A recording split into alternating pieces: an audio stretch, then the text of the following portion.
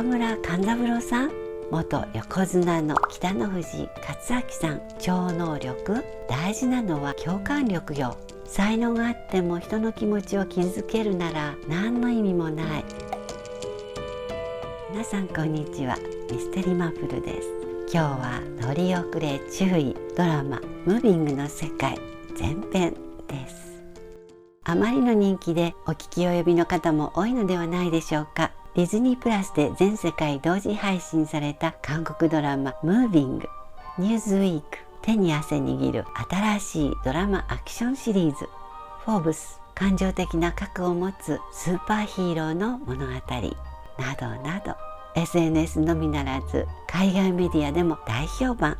ムービングは国家安全企画部国家情報院のエリートスパイとして活躍した超能力者たちと同じ能力を持って生まれた子どもたち2世代にわたるアクションヒーローズドラマです。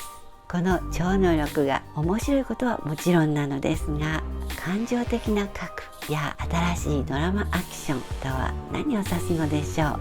ネタバレ注意ですが、探求のため少しご紹介してみますね。あら、中村勘三郎さん。ムービングを見た私の驚きの第一声。ドラマ主人公を演じる俳優のリュ・スンリョンさんが18代目勘三郎さんに瓜二つなんです。これはご子息の勘九郎さん、七之助さんにも教えて差し上げなくてはと、身内でもないのに浮き足だって演技をなさっている時など、ふとそのお父様17代目にも似てるんです。ドラマが進み、よく見ていくうちにだんだんと違ってきて、本来のスンリョンさんに。この俳優さんはもともとアクションなどはなさらない方で、重厚な演技力で評判の方だそう。余談ですが、時々韓国ドラマって日本人に似た俳優さんが出てきませんか？例えばイ・ギョンヨンさん。画像が出るかしら。恰幅のいいおやり方を演じることの多い役者さんですが、私がいつも思い出してしまうのは元横綱の北の富士勝明さん。なんとなく雰囲気が NHK の相撲解説をしていそうでしょ。このスンリョンさん演じるチャン・ジュオンは自由超能力者で、自動車に跳ね飛ばされてもしばらくすると治り再生してしまいます。痛みを感じないのと心配になりましたが、感じるそうで、それはそれでお気の毒。不死身ゆえ皆からは怪物と。でも内実はとにかく不器用で繊細で慈悲深い。能力を酷使して戦うシーンがたくさんありますが、戦う理由はいつも仲間、妻、娘への愛。パク・ソニョンさん演じる最愛の妻ファン・ジヒを事故で亡くした時、なりふり構わず大声で子供のように泣き悲しむ姿は涙を誘う名演技。ムービングは釜山国際映画祭のアジアコンテンツアワードで6冠に輝きましたが、スンリョンさんも主演男優賞を受賞しています。スンリョンさんの受賞スピーチが素敵です。はじめにこの壮大な物語を形にした監督やスタッフたちがまさにスーパーヒーローであると賛辞を送ります。アクションヒーローものですから、そのジャンルとかけているんですね。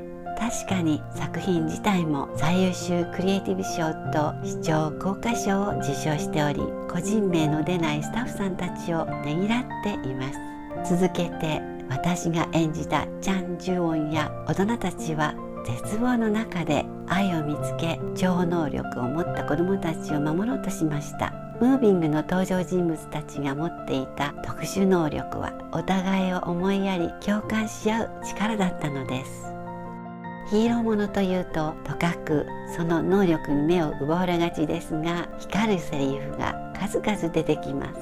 一つは第2話のセリフ、超能力、大事なのは共感力よ。才能があっても人の気持ちを傷つけるなら何の意味もない。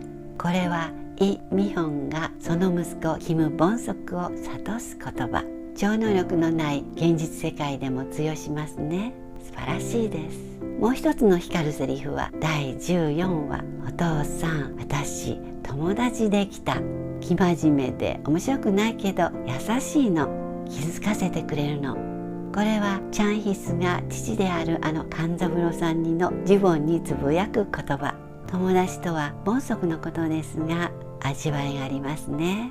このように心洗われるセリフ、シーンの積み重ねが感情的な核や新しいドラマアクションという評価につながるのではないでしょうか。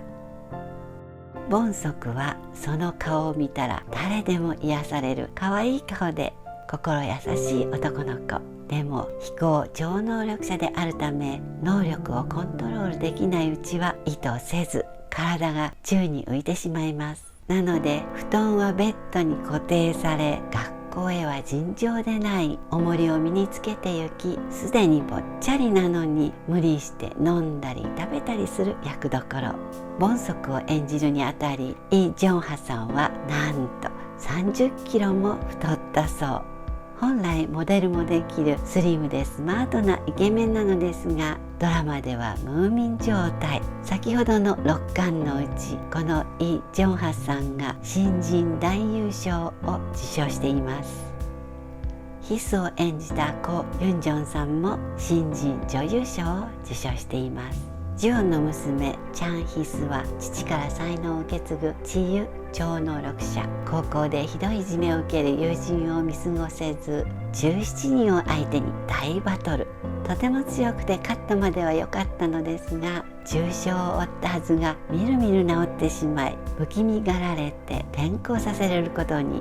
ヒスを演じたコ・ユンジョンさん、実年齢はなんと27歳。純粋で美しい高校生を見事に演じられていて、皆様もびっくりなさると思います。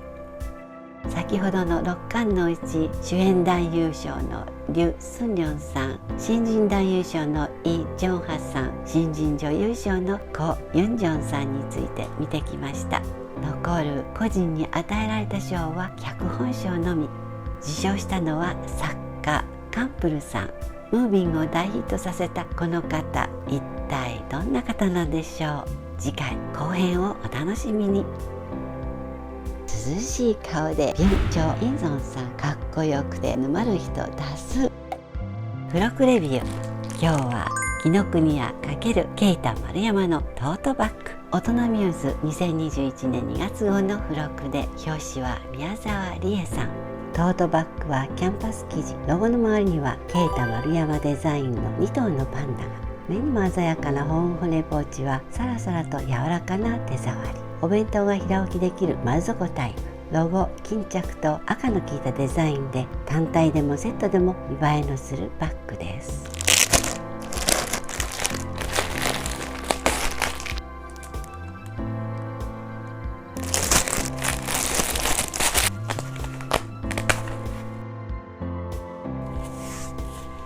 巾着綺麗ね。